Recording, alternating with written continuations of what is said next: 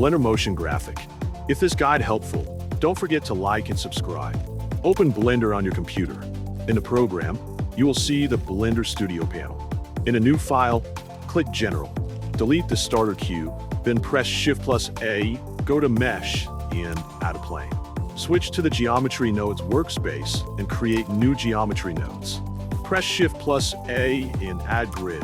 Instance on points, set material, ICO sphere, color ramp, mix color, and 2 noise texture nodes.